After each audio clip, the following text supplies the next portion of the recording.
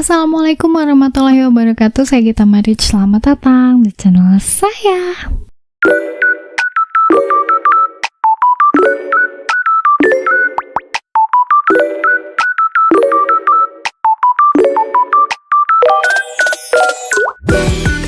Pernah nonton Squid Game kan? Series Korea tentang orang-orang yang kepepet utang gitu. Terus sengaja ikutan game misterius. Harus main permainan anak-anak. Tapi kalau kalah, mati. Waktu pertama kali keluar tahun 2021, serial ini tuh kayak langsung jadi fenomena global gitu kan. Tapi kalian pernah mikir gak sih? Apa ini fiksi? Atau sebenarnya fakta kelam yang benar-benar menginspirasi cerita segila itu gitu. Karena percaya atau enggak, Squid Game itu berakar dari dunia nyata. Bukan satu persatu adegannya, tapi realitas sosialnya, utangnya, kemiskinannya, struktur masyarakat yang bikin manusia bisa saling bunuh cuma buat bertahan hidup, dapetin duit. Dan hari ini kita bakal sama-sama kupas semuanya.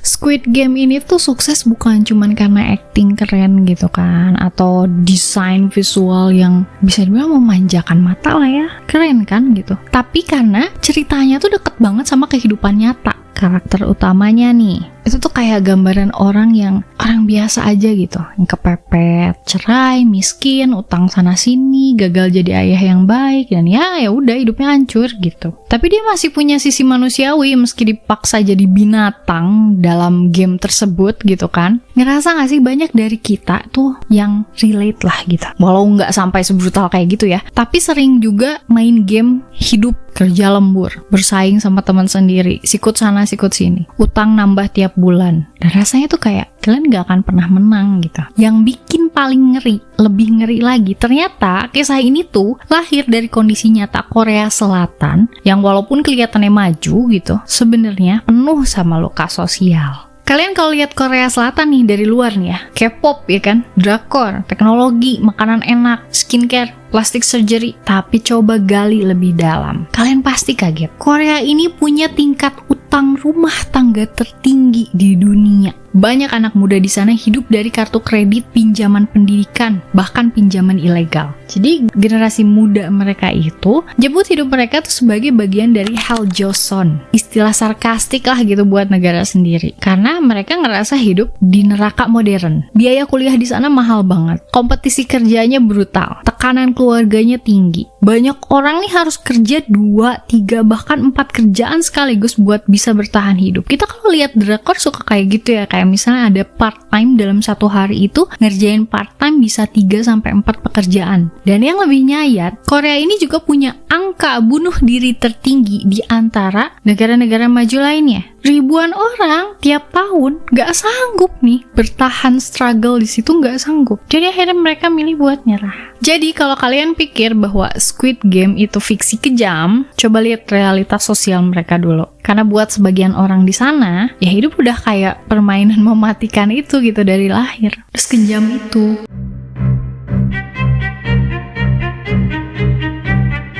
Yang bikin makin serem nih, ternyata di Korea juga pernah ada eksperimen sosial, acara TV ekstrim, dan pekerjaan beresiko tinggi yang nunjukin betapa manusia bisa dipaksa bertarung cuma buat bertahan hidup. Ya walaupun emang secara harfiah kita memang sedang dipaksa bertarung ya sekarang nih. Tahun 2000-an ada istilah part-time death job. Jadi kerjaan kontrak harian gitu, penuh sama resiko. Banyak pekerja dikirim ke proyek pembangunan tanpa pengaman yang cukup. Jelas banyak yang meninggal dong kecelakaan kerja. Dan gak ada yang tanggung jawab gitu. Bayarnya juga upah harian yang minim. Ada juga acara TV dengan konsep kejam. Jadi kayak ngasih hadiah gede nih untuk peserta yang bisa bohong paling meyakinkan gitu. Atau paling berani buka rahasia terdalam. Jadi kalian tuh kayak harus ngejual dulu harga diri buat uang, buat dapetin itu gitu. Ada lagi kisah urban legend. Itu tuh tentang kelompok rahasia elit yang ngadain permainan bawah tanah, di mana pesertanya yang kalah hilang. Nah, urban legend ini beredar nih di kalangan pekerja imigran, kayak orang-orang kelas bawah lah gitu. Tapi nggak pernah bisa dibuktikan ya, karena ya siapa yang berani ngomong gitu pasti dibungkam dan hilang itu tadi. Nah katanya, ya inilah yang bikin jadi inspirasi film Squid Game.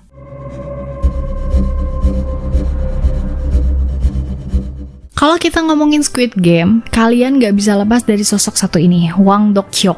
Orang jenius di balik cerita yang kayaknya tuh terlalu gila gitu buat jadi nyata. Tapi ternyata justru sangat dekat sama kenyataan. Jadi waktu dia nulis naskah Squid Game tahun 2009, hidupnya sendiri tuh bisa dibilang udah kayak peserta di game itu. Coba bayangin aja nih, dia lulus dari Universitas Top, Seoul National University, jurusan komunikasi. Tapi karirnya seret banget. Dia sempat bikin beberapa film, tapi nggak ada yang ngehits. Jadi hancur semuanya. Bahkan di wawancara juga gitu, dia cerita kalau saat itu dia ngutang kemana-mana, dia nggak punya penghasilan. Nggak ada penghasilan tetap, bahkan harus jual laptop pribadinya, satu-satunya alat yang dia buat nulis skrip, buat bayar uang makan. Susah itu hidupnya. Dia tuh udah keliling beberapa rumah produksi gitu, bawa naskah Squid Game, tapi selalu ditolak. Alasan mereka tuh selalu sama. Wah, terlalu brutal. Wah, terlalu absurd. Wah, terlalu pesimis gitu. Coba kalian bayangin ya, seorang penulis yang nulis cerita tentang orang miskin yang gak dianggap dan dimanfaatkan sama sistem. Malah beneran ngalamin itu di industri hiburan gitu. Iya, dia kan bukan cuma nulis tentang Squid Game ya, tapi emang dia hidup di dalam situ gitu. Emang kayak gitu hidupnya. Baru setelah lebih dari 10 tahun kemudian, setelah dunia kena pandemi, utang masyarakat makin gila-gilaan, dan orang mulai ngerasa hidup makin gak adil, Netflix datang. Terus bilang, kita siap, dan boom. Dalam waktu beberapa minggu, serial ini langsung jadi yang paling banyak ditonton sepanjang sejarah Netflix. 10 tahun nunggunya.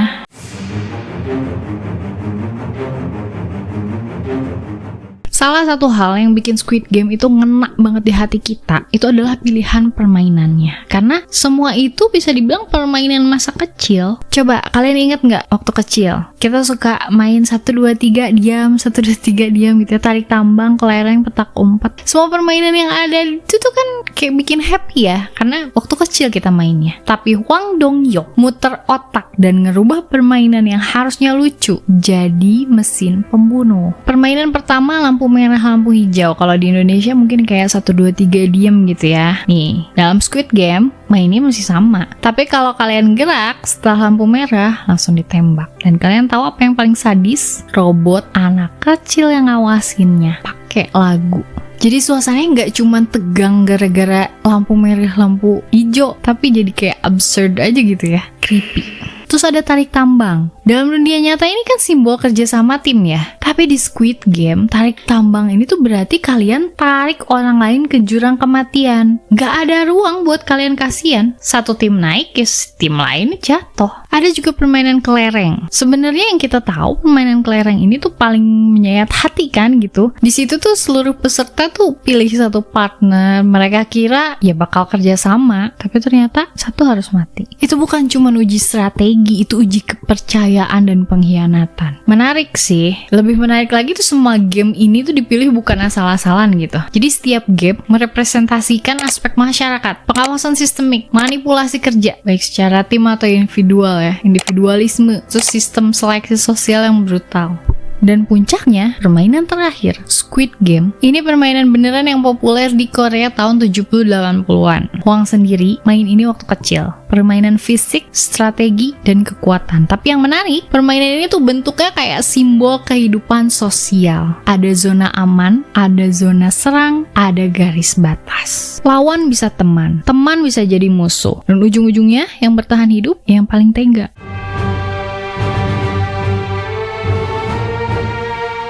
Kalian sadar nggak sih kalau Squid Game ini tuh sebenarnya nggak sekedar cerita sadis gitu. Jadi di balik jumpsuit merah dan topeng bulat segitiga kotak kayak gitu, itu tuh tersembunyi simbolisme sosial yang dalam banget. Pertama nih, warna jumpsuit, hijau untuk peserta, merah untuk penjaga, eksekutor juga. Ini bukan sekedar kayak kontras visual, bukan ya. Ini referensi ke seragam buruh pabrik dan tahanan Korea era militer. Hijau tuh jadi simbol rakyat biasa. Merah itu simbol sistem yang brutal. Terus topeng penjaga, jangan cuma lihat bentuknya keren, bentuknya bulat segitiga kotak. Itu tuh nunjukin hierarki kekuasaan. bulat itu pekerja biasa, segitiga tentara bersenjata, kotak itu pengawas. Nah semua tuh tunduk ke sistem. Semua tuh nggak punya wajah kan. Sama kayak masyarakat kita sekarang. Jadi orang kerja tapi nggak dianggap sebagai individu. Terus siapa? Pada VIP. Orang-orang kaya pakai topeng hewan emas, nonton peserta bunuh-bunuhan sambil makan daging, ketawa. Mereka itu adalah simbol dari elit global. Mereka nggak peduli siapa yang mati, yang penting mereka kehibur kan gitu. Ini nggak sembarangan lah. Wang Dok-hyuk bahkan bilang di wawancara gitu bahwa Squid Game ini adalah tentang dunia kita, katanya gitu. Kita udah hidup di dalam ini, cuman dalam versi yang lebih halus. Jadi bahkan desain ruangan, warna pastel, tangga zigzag, musik klasik di latar, nah semua itu tuh bikin suasana permainan tuh jadi kayak taman bermain. Tapi justru itulah yang bikin serem, creepy kan? Karena sistem yang bikin orang saling bunuh gitu, itu tuh dibungkus rapi gitu dengan kesan ya main-main, dengan kesan ringan. Kayak dunia nyata yang bikin kita kerja lembur tapi dikasih free coffee gitu. Dipaksa untuk kerja, dipaksa untuk berjuang, bonusnya kayak gitu doang.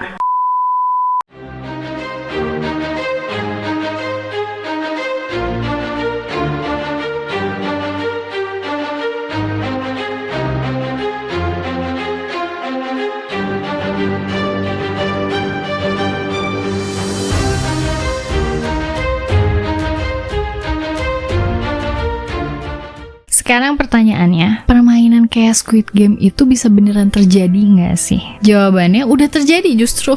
Tapi bukan dibentuk harfiah main lampu merah terus ditembak itu enggak ya. Cuman dalam bentuk yang sistemik sih kalau menurut saya. Kalian bisa lihat lah gitu dunia kerja zaman sekarang. Ribuan orang tuh bersaing untuk satu posisi, kan bisa dibilang kayak gitu ya, rebutan gitu. Yang nggak lolos ya mati. Mati dalam tanda kutip, mati secara ekonomi, mati secara karir mungkin gitu kan. Kalian misalnya kerja 12 jam sehari, tapi masih nggak bisa kebeli rumah. Kalian berusaha naik kelas nih, tapi sistemnya nggak ngasih peluang. Kayak gitulah gitu kan. Di beberapa negara nih bahkan ada game show ekstrim gitu yang justru memperlakukan orang miskin itu untuk rating. Jadi ada acara yang bikin peserta kelaparan, tidur di tempat jorok, dan tetap harus hibur penonton. Belum lagi ada cerita soal perdagangan manusia, taruhan gelap, dan hiburan kelas atas yang kayaknya tuh katanya melibatkan pertaruhan nyawa. Memang belum terbukti secara hukum ya, tapi sinyal-sinyalnya udah ada. Jadi mungkin gak akan ada robot nyanyi lampu merah lampu hijau sih ya, tapi struktur sosial yang bikin manusia tega nginjek satu sama lain, bunuh satu sama lain, ya itu udah terjadi sih dari sekarang ya.